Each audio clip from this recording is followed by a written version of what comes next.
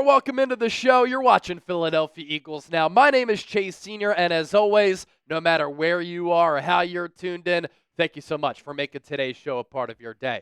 Coming up, we have major Eagles injury news with training camp officially underway. The Birds reported to training camp yesterday.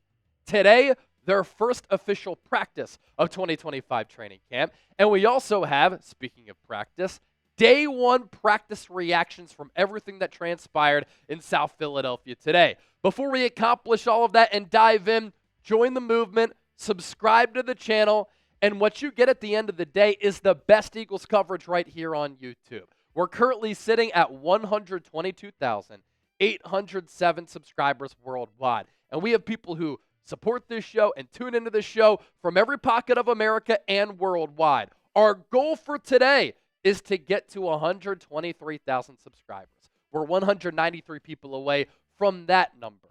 Now that training camp is here, preseason around the corner, regular season is going to be here before we know it, we're going to give you the best coverage that we've ever given you in the history of this channel, so lock us in right now. Howie, Roseman, and Nick Sirianni did speak this morning. Here's a photo of them conducting their press conference to officially kick off training camp. And they gave us some pretty big injury news and developments on the injury front.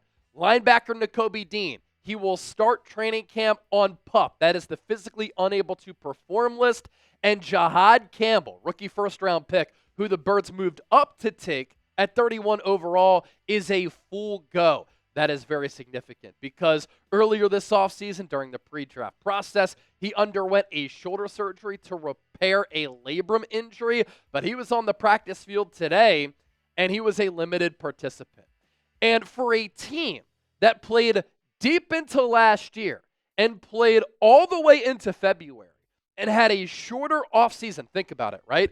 Eagles wrap up the regular season, playoffs get underway. They played 4 playoff games, wild card round, divisional round, NFC championship game, then the Super Bowl. Then they hopped right into the NFL Combine. Right after that was the start of free agency. Then the draft, then rookie minicamp, then OTAs, then mandatory minicamp. Training camp is here. That is a very condensed offseason.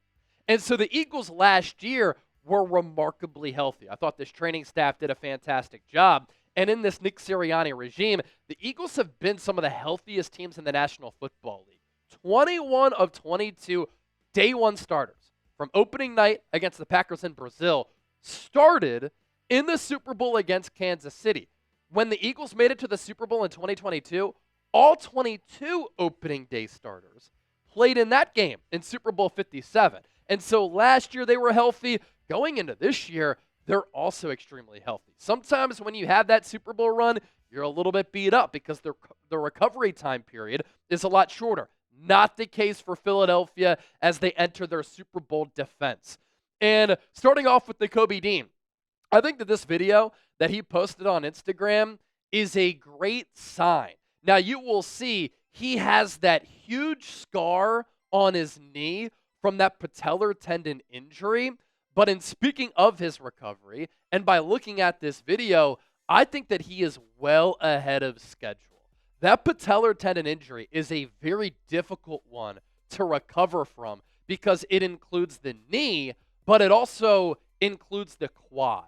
And so when you tear your ACL, for instance, you can be walking shortly after that surgery, and you can start to do some light jogging and then some running drills. But with that quad injury included, with the patellar tendon, you need to stay off of that leg. And so it can atrophy pretty quickly.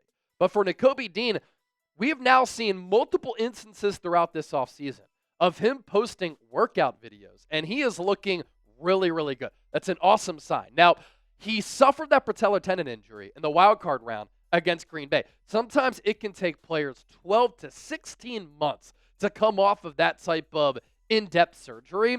I think that he's going to miss a decent amount of time to start the year, but this is a good sign here. As for Jihaad Campbell, remember that report from Albert Breer in the pre-draft process when he said teams had red flags on Campbell because of shoulder and knee injuries? He wasn't really able to do much in the pre-draft because of the labrum surgery. But for him the last few weeks, He's been ramping up his physical conditioning. He's looked good. Some rip moves and some of the offseason workouts. Here he is as a limited participant in practice. And so he's going to have an opportunity to maybe seize significant snaps at that linebacker 2 role alongside Zach Bond, even though Jeremiah Trotter Jr., who's entering a big year too, and Vic Fangio loves him, got some first-team reps today.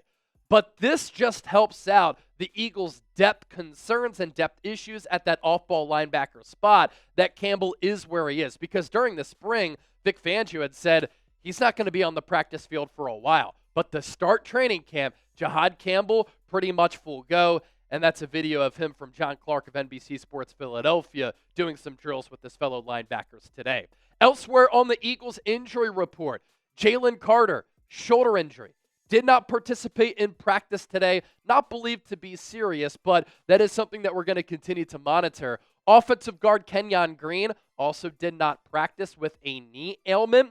He obviously came back to Philadelphia in that C.J. Gardner-Johnson trade. Jihaad Campbell, as I mentioned, limited participant. So too was Cam Jurgens, coming off that back injury that he suffered in the playoffs last year. The Eagles clearly thought that back in a pretty good spot to make him one of the highest paid centers in all of football. Jalen Carter was on hand for Eagles practice today. He said hello to some of the reporters who were taking videos of players walking onto the practice field. Big year for him. He solidified himself last year as one of the top overall defensive players in the game, a disruptive force at defensive tackle. That's why he was a second-team All-Pro. He plays well in 2025 like he did in 2024. He's going to demand a contract when he's extension eligible next offseason between $30 and $40 million per season. Jason Kelce, legendary podcaster, legendary center, future Hall of Famer if you ask me, and one of the best Eagles players of all time, on hand for Eagles training camp in an assistant coach role. Here he is alongside new offensive coordinator Kevin Patullo, who steps in for Kellen Moore. Also, this is trending too. How about Jordan Davis and how he looks? This is the best shape that he has been in. Now, when training camp gets underway, everybody always talks about best shape of life season. And that is a common theme when training camp gets underway. Everybody's in great shape.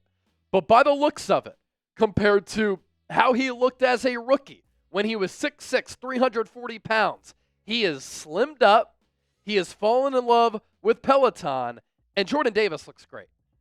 And there he is dapping up Clint Hurt, Eagles defensive line coach, who I thought did a great job in helping these young defensive linemen develop. Jordan Davis entering a big year. Eagles exercise his fifth-year option that guarantees his salary for this year and next year. The Eagles did not give him an extension, but if he plays well in 2025, he could get a bag next offseason too. And the better shape that he's in and the better player that he is, the better that the Eagles are as a defensive unit, because he's such a unique player at that size with that skill set. And he really came on last year.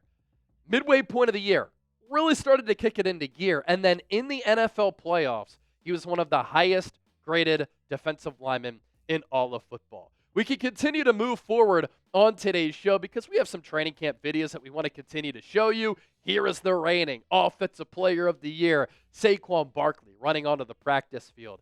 He said today, the hardest thing about rushing for 2,000 yards in back-to-back years is the fact that rushing for 2,000 yards in general is very, very difficult. Throughout the spring, he had said, I feel as though I'm just entering my prime. This offseason, he tried to manage his workload a little bit better.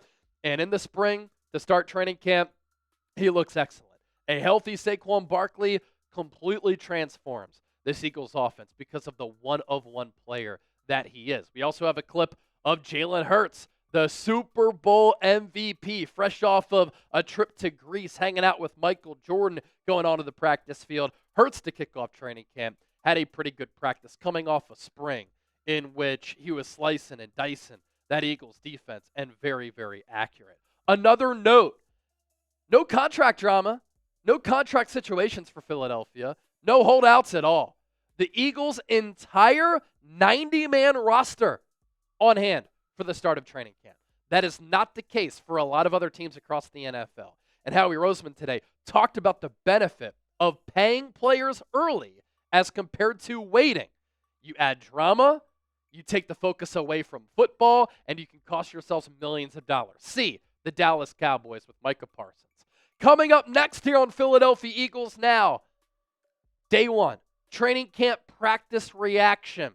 Some players getting run with the first team who performed well with the start of training camp underway. That's coming up here in just a moment, and then we'll get to your super chats as well. I do want to tell you about this fantastic deal thanks to our friends at Fanatics. You will see coaches wear these cutoff hoodies. Bill Belichick made them famous back in the day. I think it's a badass look, and they're on sale right now thanks to Fanatics. They were $55, now on sale for just $33. All you have to do, use that link down below. Chatsports.com/Eagles Cutoff. We'll put that link down below in the show notes.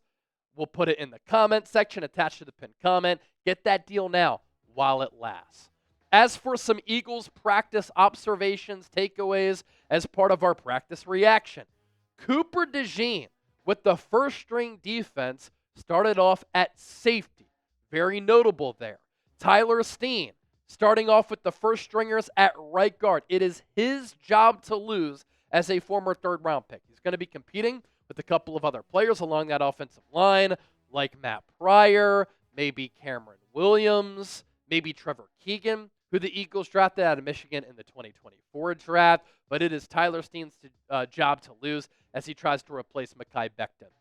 When the Eagles did shift to their nickel defense, Vic Fangio messed with the lineup.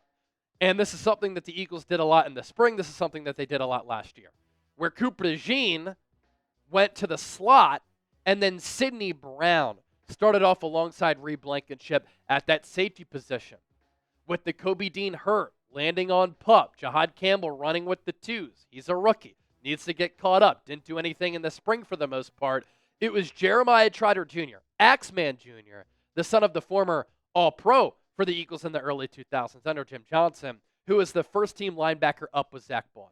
Vic Fangio loves Jeremiah Trotter Jr. because he loves the game of football.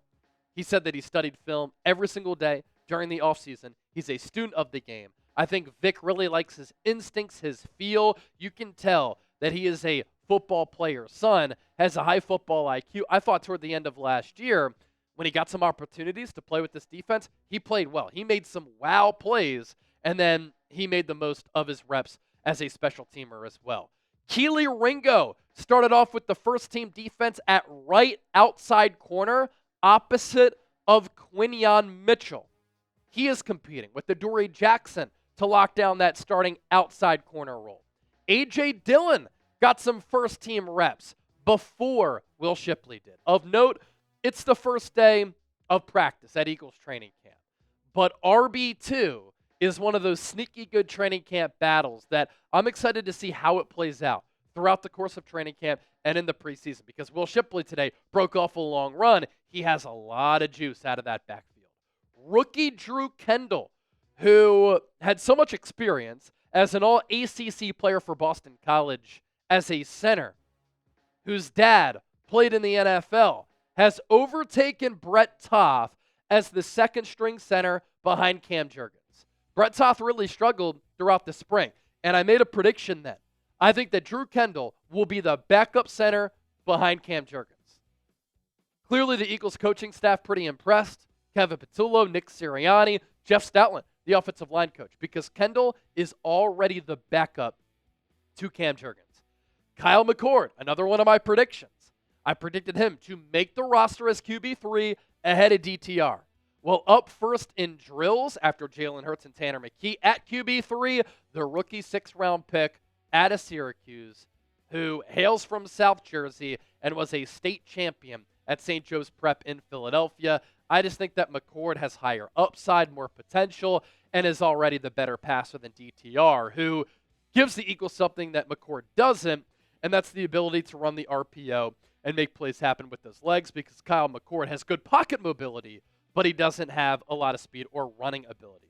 Quinyon Mitchell, off to a good start. I think that this year he could solidify himself as a Pro Bowl player or an All-Pro player. I thought it was so impressive how ESPN's top 10 cornerback rankings featured Quinyon Mitchell at number 9 based upon the opinions of execs, coaches, and scouts. Clearly, people across the league very impressed with what Quinyon did as a rookie, as he shot down and shut down some of the top wide receivers in football. Well, today, matched up against A.J. Brown, had a pass breakup on one of the top wide receivers in the game. Tanner McKee, I think he's one of the top backup quarterbacks in the NFL. I think that at some point, he can be a starter for another team. He throws with great touch, timing, anticipation, and accuracy. Really good size at 6'5", 6'6", makes quick decisions with the ball. He had a long touchdown pass to Terrace Marshall. Terrace Marshall had a really good spring, has an opportunity to make this club at wide receiver 4, wide receiver 5, alongside Danny Gray, Anaya Smith, and Johnny Wilson. That coverage was good coverage from Keely Ringo, but it was a perfect throw from Tanner McKee. That's what you call good defense, but better offense. Andrew Nakobe, who just signed his contract earlier this week as a second-round pick, got first-team reps at safety. He'll be competing with Sidney Brown, Lewis Seen, Tristan McCullum, and Andre Sam to be that starting safety next to Ray Blankenship. And Jalix Hunt, working off of the momentum from last year, where he played so well at the end of the year, he was awesome in the playoffs, and then in the Super Bowl, he dominated that Chiefs offensive line, able to provide pressure and sack Patrick Mahomes. Jordan Mailata said today that Jalix Hunt is going to be a star, and he said that Hunt has Micah Parsons' tendencies as a pass rusher. Remember, Jalix Hunt was a safety at Cornell, transferred to Houston Baptist, where he became an edge rusher. He is raw at that position, but the learning curve is being shortened because of how well he's playing. He had a sack of Jalen Hurts in 11-on-11s. Ben Van Sumeren, who has made the full-time switch to fullback, no longer a linebacker, although he'll contribute there as a special teamer, got a carry at fullback with the third-string offense. Eagles owner Jeffrey Lurie said this offseason, we want to resurrect the fullback position. Ben Van Sumeren going to be a part of that. When he went to Michigan, then Michigan State, coming out of high school, he was a fantastic athlete. You see that on display. And before he got hurt last year, the Eagles were incorporating him more and more as a fullback. And I thought it added a pretty interesting dynamic to this Eagles offense. Jalen Hurts dropped the dime to A.J. Brown against Keely Ringo. Once again, good coverage from Ringo, but a better throw from Jalen Hurts as that connection is off to a really good start. It's one of the best QB wide receiver duos in the National Football League. A.J. Brown did say this on receiving his Super Bowl ring. We talked about the quote yesterday when he said, I know it's going to be hard, but we got to do this again. Quote, probably one of the best feelings I've experienced. I truly felt like a true champion. I only came for the ring. I didn't eat. That ring was speechless, man. Trying to find something to do with it right now. Good stuff here with training camp underway. That does it for our injury news segment and training camp reaction. In addition to always talking about the Eagles here on YouTube, I'm always talking Eagles on social media. If you haven't given me a follow over there, do so right now. I'm on X and IG at Chase_Senior, reaching millions of people on social media, reaching millions of people here on YouTube. What's up?